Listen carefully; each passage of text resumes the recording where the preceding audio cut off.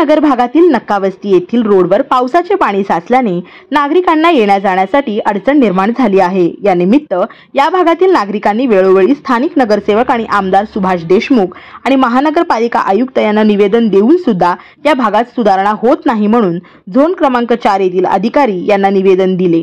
दरम्यान नागरिकांनी संभाजी आरमारचे सागर ढगे यांनी झोन मध्ये अडचण सांगितली। आता येथे सुधारणा न झाल्यास तीव्र आंदोलन करू असा इशारा सागर ढगे आणि नागरिक यांनी दिले।